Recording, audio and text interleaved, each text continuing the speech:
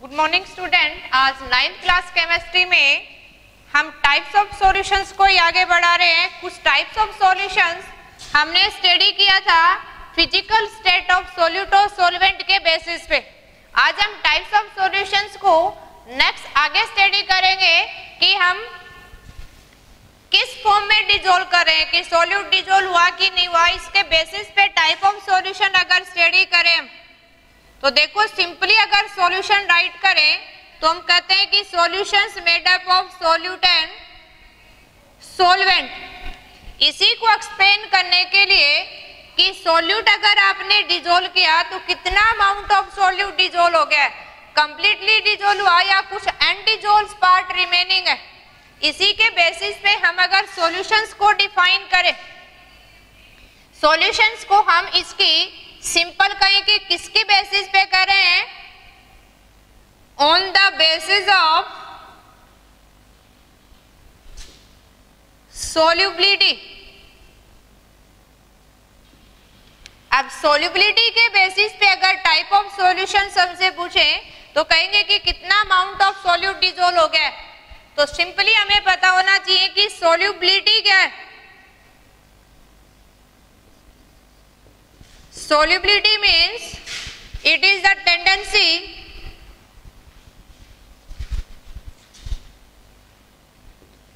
of solute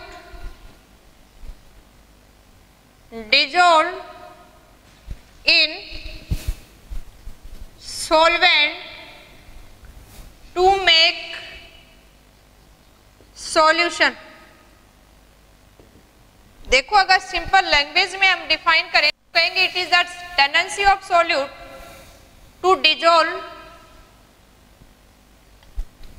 in solvent to make a solutions. तो हम simply कह सकते हैं कि it is the tendency of solute, dissolve होने की जो टेंडेंसी है। और अगर इसी को हम मैथमेटिकली डिफाइन करें तो ये भी कह सकते हैं हम इसी को amount of solute in gram dissolved in per 100 gram of solvent। उसको भी हम किसकी टर्म में डिफाइन करेंगे, सोल्यूबिलिटी। अब सोल्यूबिलिटी के लिए हमारे पास एक मैथमेटिकली फॉर्मूला भी बन गया है। जब भी किसी सॉल्यूशंस के लिए हमने सोल्यूबिलिटी फाइंड आउट करनी है तो हम राइट कर सकते हैं, देखो weight of solute upon right करें हम weight of solvent and multiply by 100, यानी पर 100 ऑफ सॉल्वेंट में कितना अमाउंट ऑफ सॉल्यूट है। सिंपली देखो सोल्यूबिलिटी उसकी टेंडेंसी को डिफाइन कर रही है। हम पर 100 में भी फाइंड आउट कर सकते हैं कि कितना अमाउंट ऑफ सॉल्यूट पर 100 ग्राम ऑफ सॉल्वेंट में डिजोल्व है। और इसी को अगर हम सिंपल कंसंट्रेशन की टर्म में एक्सप्लेन करें, जो डिफरेंट टाइप्स ऑफ कंसंट्रेशन आगे हम स्टडी करेंगे, तो हम ये भी राइट कर सकते हैं सिंपली देखो सोल्यूबिलिटी अगर हमने डिफाइन करनी है तो क्या कह सकते हैं हम, amount of solute in gram present in per liter of solution। तो सिंपली अगर हम ये कहें कि किसी भी सॉल्यूशंस की सॉल्युबिलिटी आपने राइट करनी है तो उसकी यूनिट अपने पास क्या हो जाएगी, ग्राम पर लीटर। लेकिन ग्राम किसका मेंशन करना है, आपने कितना अमाउंट ऑफ सॉल्यूट यूज किया। और ये लीटर किसको रिप्रेजेंट कर रहा है, आपका वॉल्यूम ऑफ सॉल्यूशन। और वॉल्यूम ऑफ सॉल्यूशन का मीनिंग क्या है, आपने सॉल्यूट और सॉल्वेंट दोनों को सम अप करना है। तो इस फॉर्म में भी हम यूज करेंगे। ये मैथमेटिकली आगे न्यूमेरिकल सोल्व करके भी देखेंगे ना, मैथ में जैसे करते हैं, कुछ डाटा हमें गिवन मिलेंगे और उसको सोल्व करके देखेंगे। अब सिंपली देखो फर्स्ट हम थोटिकली डिफाइन करते हैं कि सोल्युबिलिटी के बेसिस पे कितना अमाउंट ऑफ सॉल्वेंट में डिजोल्व हो गया, उसी के बेसिस पे अगर हम टाइप्स ऑफ सॉल्यूशन स्टडी करें तो फर्स्ट वन हम यहाँ एक्सप्लेन करते हैं सैचुरेटेड सॉल्यूशन। क्या बोलेंगे हम? Saturated solution. देखो सैचुरेटेड सॉल्यूशन हम किसको कहेंगे? ऐसा सॉल्यूशन जिसके अंदर जितना मैक्सिमम अमाउंट ऑफ सॉल्यूट हम डिजोल्व कर सकते थे उस सॉल्वेंट में उतना हमने डिजोल्व कर दिया। ये हम प्रैक्टिकली कैसे नोट कर पाएंगे कि सैचुरेटेड हो गया है कि नहीं हुआ है? इसका मतलब अगर कुछ ना कुछ अनडिजोल्व मास हमें उसमें दिखाई देगा तो कहेंगे कि जितना डिजोल्व होना था वो डिजोल्व हो चुका है, रिमेनिंग नहीं बचा है। ऐसे आप ये कहें कि आपने एक गिलास ले लिया, एक गिलास आपने यहां से एडअप कर दी है शुगर। अगर जितनी भी शुगर यहाँ एडअप की वो टोटली मिक्सअप हो गई है तो हम कहेंगे कि कुछ और ऐड कर देते हैं हम इसके अंदर। लेकिन जैसे ही आपको शुगर के क्रिस्टल यहाँ दिखाई देने हो जाए, चाहे हम इसको कंटिन्यू शेकिंग करें लेकिन फिर भी कुछ ना कुछ अमाउंट नीचे सेटल है। दैट मीन जितना डिजोल्व होना था वो हो चुका है, मैक्सिमम और नहीं कर सकते। तो ऐसा सॉल्यूशन जिसके अंदर ऐड करने के बाद देखो यहाँ आपने ले लिया है वाटर और ये आपने क्या लिया है? शुगर। शुगर किसका काम कर रहा है यहाँ? सॉल्यूट का। और वाटर किसका काम कर रहा है? सॉल्वेंट का। और दोनों के मिक्सअप होने से क्या मिला हमें? सॉल्यूशन। अब ये सॉल्यूशंस को हम सैचुरेटेड सॉल्यूशन कब कहेंगे? Solution in which maximum amount of solute dissolves. अब कैसे पहचानेंगे कि जिसके अंदर कुछ ना कुछ हमें ये जो दिखाई दे रहा है सम undissolved mass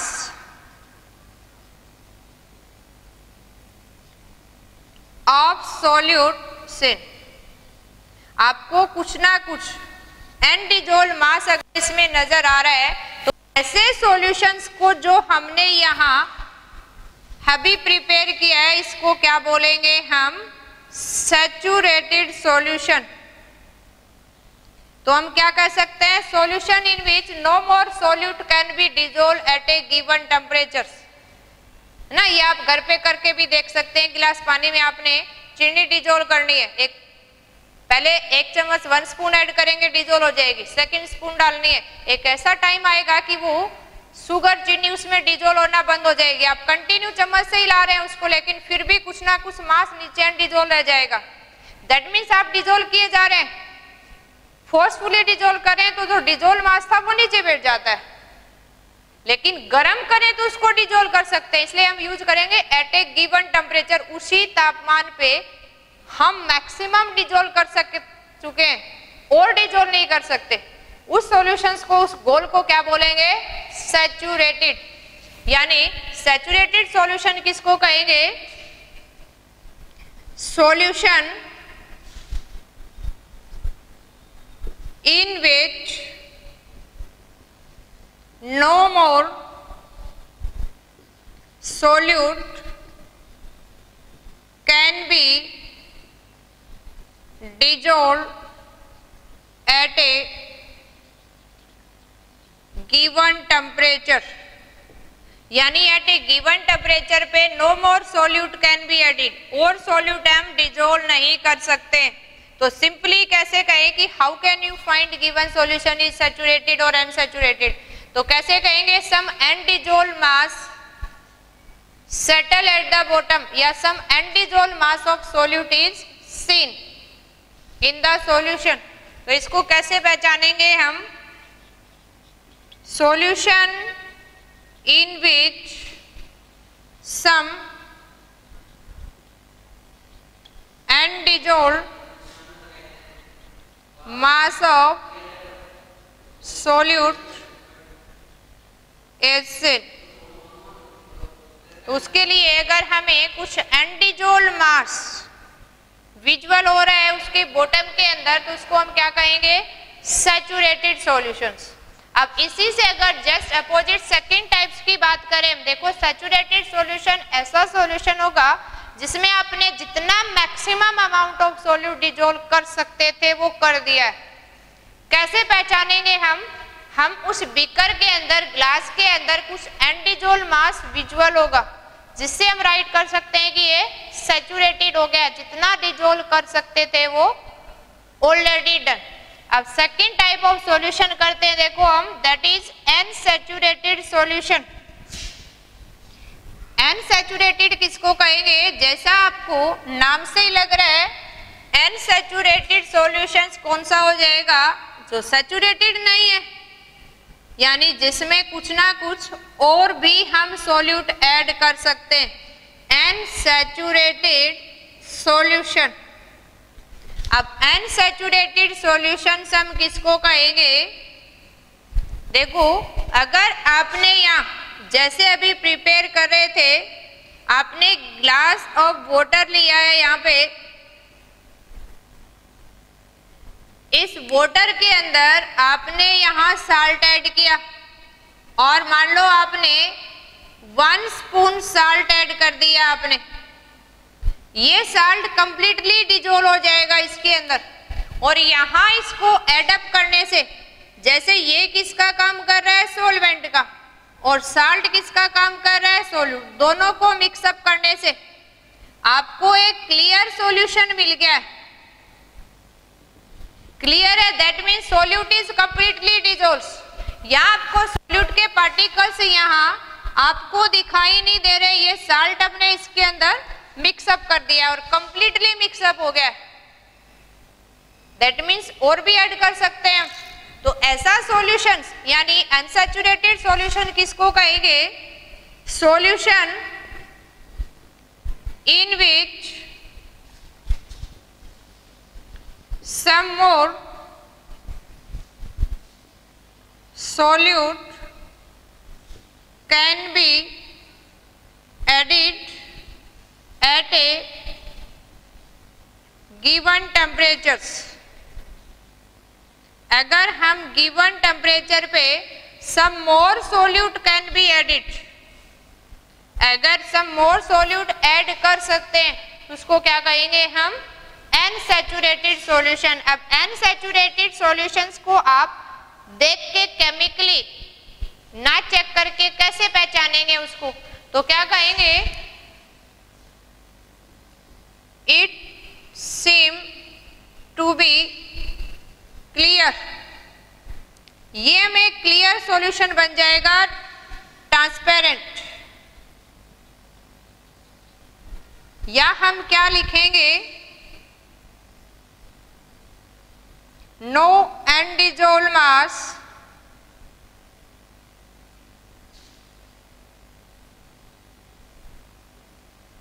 seen at bottom of beaker। या आपने ग्लास में बनाया है तो हम उसको अनडिसॉल्व्ड मास नहीं देख पाएंगे यहाँ, तो ऐसा सॉल्यूशंस क्या होगा? Unsaturated solutions. एक थर्ड टाइप जो स्पेशल कंडीशन में बनाते हैं, and that is super saturated solution। Third one type कौन सा हो जाएगा? अगर हम एक्सप्लेन करें, थर्ड टाइप ऑफ सॉल्यूशन बोल सकते हैं हम सुपर सैचुरेटेड सॉल्यूशन। अब देखो सुपर सैचुरेटेड यानी जितना मैक्सिमम डिजोल्व कर रखा था हम ने उतना डिजोल्व कर सकते हैं, लेकिन उसमें अगर स्लाइटली टेम्परेचर वेरी कर दे तो उस मैक्सिमम अमाउंट से भी ज्यादा सॉल्यूट ऐड कर दिया हमने, तो सैचुरेटेड से भी क्या बन जाएगा? Super saturated solution. यानी जैसे टेम्परेचर्स को राइज अप करें हम या स्पेशल कंडीशन के अंदर ही हम सुपर सैचुरेटेड सॉल्यूशन बना सकते हैं। यानी सुपर सैचुरेटेड सॉल्यूशन किसको कहेंगे? solution in which, या कहें कि solution formed by dissolving some more solute in saturated solution। अगर हम सैचुरेटेड सॉल्यूशंस में और अमाउंट ऑफ सॉल्यूट डिजोल्व कर दें, जिससे क्या बन जाएगा वो सुपर सैचुरेटेड, यानी solutions form by dissolving some more solute in a saturated solutions. ये कब हो सकता है? By rise in temperatures. अगर स्लाइटली टेम्परेचर राइज करें तो सॉल्यूट की सॉल्युबिलिटी बढ़ जाएगी, और अगर मैक्सिमम अमाउंट से ज्यादा सॉल्यूट ऐड हो गया तो उसको क्या बोलेंगे हम? Super saturated solution. इसी में देखो किस फॉर्म में ये सॉल्युबिलिटी के बेसिस पे किस फॉर्म में ये सॉल्यूशन हम जो प्रिपेयर कर रहे हैं वो डिपेंड कैसे करेगा, कितना अमाउंट हम डिजोल्व कर पाते हैं, कितना नहीं कर पाते हैं। तो आज हम एक और टॉपिक स्टडी कर लेते हैं, that is factor affecting the solubility of solute. कौन कौन से फैक्टर डिसाइड करेंगे कि सॉल्यूट सॉल्वेंट के अंदर डिजोल्व होगा या नहीं होगा? तो हम स्टडी कर लेते हैं। देखो, factor affecting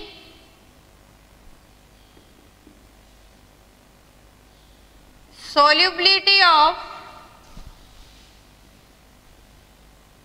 solute in solvent, कि कौन कौन से फैक्टर्स यहाँ अफेक्ट करेंगे solubility ऑफ solute को। तो फर्स्ट वन तो देखो क्या इफेक्ट करता है यहाँ पे, nature of solute and solvent, कि सोल्यूट और सॉल्वेंट का आपने नेचर क्या लिया। देखो एक यूनिवर्सल लॉ पढ़ते हैं और अपना यूनिवर्सल लॉ क्या है? Like dissolve like. इसको ध्यान रखना है जब भी हम सॉल्युबिलिटी पढ़े कि डिजोल्व होगा कि नहीं होगा। जब भी डिसोल्यूशंस को स्टडी कर रहे हैं तो एक लॉ हमने याद रखना है, और ये लॉ कौन सा है? Like dissolve like. देखो जैसा सोल्यूट का नेचर होगा वैसा ही सॉल्वेंट का है तो डिजोल्व होगा, अदरवाइज नहीं डिजोल्व होगा। जैसे हम ये कहें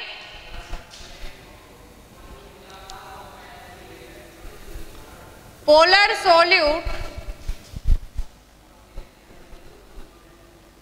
डिजोल्व इन पोलर सॉल्वेंट। देखो अगर अपना सोल्यूट भी पोलर है और सॉल्वेंट भी पोलर है तो डिसोल्यूशंस होगा, अदरवाइज नहीं। जैसे इस केस में हम लिखें आयनिक कंपाउंड्स हमने स्टडी किए थे जिसके अंदर कैटाइन एनाइन होते हैं, जैसे कहें कि हम NaCl, और यहां हम क्या ले लें? वाटर्स, और वाटर का नेचर कैसा है? पोलर, क्योंकि वाटर के अंदर क्या है? H आयन और OH आयन, और किसी भी आयनिक के अंदर क्या है? कैटाइन और एनाइन। इस केस में इसको प्रॉपरली यहाँ राइट ना करके हम इस फॉर्म में राइट करते हैं। देखो इसके ऊपर नेगेटिव चार्ज और इनके ऊपर क्या है? Positive charge. दैट मीन्स इसके अंदर भी पॉजिटिव नेगेटिव और आयनिक के अंदर भी क्या है? Positive negative. दैट मीन्स हम क्या कर रहे हैं? Like dissolve like. अगर पोलर होगा तो पोलर के अंदर डिजोल्व होगा, नॉन पोलर है तो नॉन पोलर में। जैसे इसी के केस में हम ये ले लें non polar solute dissolve in non polar solvent. देखो अगर यहाँ नॉन पोलर हमने सॉल्वेंट लिया है, नॉन पोलर ही सोल्यूट, तो इजीली डिजोल्व हो जाएंगे। नॉन पोलर में हम ये मान के चलें कि हमने ईथर को डिजोल्व किया है किसके अंदर? यहाँ एसीटोन ले ले या हम ले बेंजीन, तो दोनों के दोनों क्या है? नॉन पोलर है। तो पोलर में तो हम वाटर को यूज करते हैं, तो कुछ नॉन पोलर सॉल्वेंट हम नोट कर लेते हैं जो सॉल्वेंट की तरह काम करते हैं। जैसे हम ये कहें ईथर भी एक सॉल्वेंट का काम करता है, बेंजीन भी काम करती है, कार्बन टेट्राक्लोराइड काम करता है, कार्बन डाइसल्फाइड भी हैज ए सॉल्वेंट काम करता है। तो ये सारे क्या है, नॉन पोलर सॉल्वेंट है जो हम ऑर्गेनिक हाइड्रोकार्बन कंपाउंड्स को डिजोल्व करने के लिए यूज करते हैं। जैसे हमने पहले टाइप्स ऑफ कंपाउंड्स भी स्टडी किए थे, उसी तरह से जो अपने नॉन पोलर कंपाउंड कौन से होंगे, जो आपने कोवलेंट कंपाउंड्स पढ़े, और कोवलेंट कंपाउंड सारे कैसे हैं, नॉन पोलर। नॉन पोलर में डिजोल्व होते हैं। तो ये हमारी क्या डिसाइड करेगा कि नेचर ऑफ सॉल्यूट क्या लिया आपने, उसी के बेसिस पे क्या डिफाइन कर सकते हैं हम सोल्यूबिलिटी। पोलर है तो पोलर में डिजोल्व होगा, नॉन पोलर है तो आपका नॉन पोलर के अंदर डिजोल्व करेंगे। जैसे आपको कहे कि you dissolve the water in oil, तो नहीं डिजोल्व कर पाएंगे क्योंकि ऑयल कैसा है, नॉन पोलर है, और वाटर कैसा है, पोलर। तो कह सकते हैं कि ऑयल्स इनसॉल्युबल इन वाटर। तो ये हमें बताएगा कि सॉल्यूट और सॉल्वेंट का नेचर कैसा है। इसी के केस में सेकंड फैक्टर कौन सा डिसाइड करेगा, अभी टेम्परेचर कितना यूज कर रहे हो आप। आपने सिंपली राइज करना है, ये कहेंगे कि हम solubility of solute increase with rise in temperature। लेकिन ये ध्यान रखना है यहाँ जो आपका सोल्यूट है वो क्या होना चाहिए, सॉलिड या लिक्विड। सॉलिड और लिक्विड के केस में सोल्यूट की सोल्युबिलिटी टेम्परेचर के साथ क्या होगी, इंक्रीज होगी। लेकिन अगर यही केस आप किसका ले रहे हैं, आपके पास गैसेस सॉल्यूट है, अपने पास कौन सा है, गैसेस सॉल्यूट है, तो हम क्या लिखेंगे, solubility decrease with rise in temperature। solubility क्या हो जाएगी, डिक्रीज हो जाएगी। देखो क्यों डिक्रीज हो जाएगी, जैसे हमने पीछे गैसेस स्टेट में पढ़ा था कि गैसेस के केस में जैसे ही हम टेम्परेचर को राइज करेंगे मॉलिक्यूल की काइनेटिक एनर्जी बढ़ जाएगी, यानी फास्टली मूव करना करेंगे, और काइनेटिक एनर्जी बढ़ जाएगी तो पार्टिकल्स के अंदर रैंडमनेस आ जाएगी। तो क्या करेंगे, सॉल्वेंट में से एस्केप होके निकल जाएंगे। तो इसी केस में सॉल्युबिलिटी ऑफ गैसेस क्या हो जाएगी, डिक्रीज हो जाएगी विद राइज इन टेम्परेचर। लेकिन सॉलिड अगर सॉल्यूट है तो क्या होगी, इंक्रीज। यहां भी आपने एक एक्सेप्शन याद रखना है। जैसे हम याद रखें कि सोडियम कार्बोनेट मोनोहाइड्रेट है हमारे पास, इस केस में ये लिखें कि इसकी सॉल्युबिलिटी क्या हो रही है, डिक्रीज विद टेम्परेचर, है ना। कुछ एक्सेप्शन हर केस में होते हैं। देखो कोई भी रूल्स है, कोई भी बात है, हर कोई 100% तो फॉलो नहीं करता, कहीं ना कहीं अपवाद तो रह ही जाता है। तो हम मेनली तो याद रखेंगे कि सॉल्युबिलिटी इंक्रीज होती है टेम्परेचर के साथ, सॉलिड अगर लिक्विड सॉल्यूट है, लेकिन गैसेस दे रखा है तो डिक्रीज। लेकिन कुछ सॉलिड में भी ऐसे हैं, जैसे सीरियम का हम सल्फेट स्टडी करें, लिथियम या सोडियम का मोनोकार्बोनेट है, उसकी सॉल्युबिलिटी टेम्परेचर के साथ डिक्रीज हो जाती है। अप्रोक्स 32 आने के बाद डिक्रीज होना स्टार्ट कर देती है। 32 डिग्री सेल्सियस तक इंक्रीज ही होती है जब तक ये डेकाहाइड्रेट से मोनो में चेंज होता है। तो देखो इसी की तरह से नेक्स्ट वन फैक्टर जो हमने स्टडी करना है that is pressure. Third one factor जो डिसाइड करता है सॉल्युबिलिटी को, ये थर्ड वन फैक्टर कौन सा है, प्रेशर, कि कितना प्रेशर आपने अप्लाई किया।